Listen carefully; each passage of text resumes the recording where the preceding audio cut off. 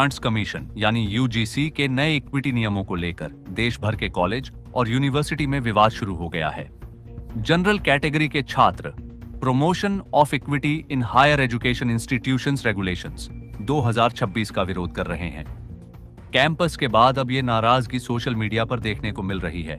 #UGC rollback जैसे hashtag trend कर रहे हैं। क्या है पूरा मामला, ये हम आपको इस रिपोर्ट में बताने जा रहे हैं।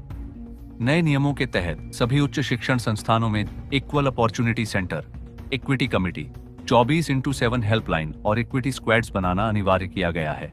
यूजीसी का कहना है कि इसका मकसद अनुसूचित जाति, जनजाति और अन्य पिछड़ा वर्ग के छात्रों के खिलाफ होने वाले जातिगत भेदभाव को रोकना और उस पर निगरानी रखना है। नियमों का पालन न करने वाले संस्थानों पर यूजीसी की मान्यता रद्द करने और फंडिंग रोकने जैसी सख्त कार्रवाई हो सकती है।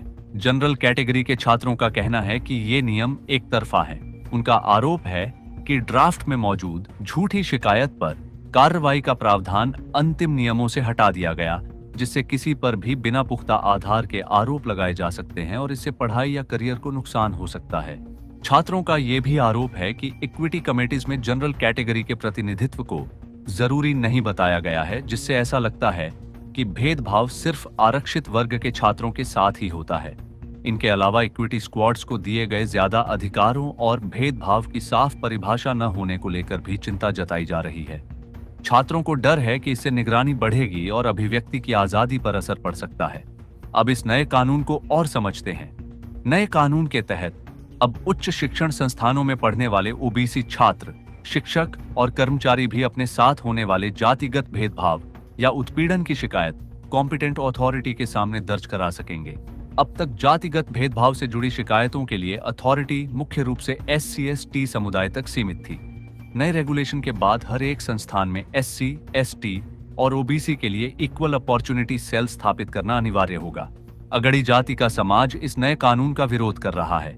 विरोध करने वाले संगठनों का तर्क है कि इस नियम का दुरुपयोग हो सकता है। इसके जरिए अगड़ी जातियों के छात्रों और शिक्षकों को झूठे मामलों में फंसाया जा सकता है।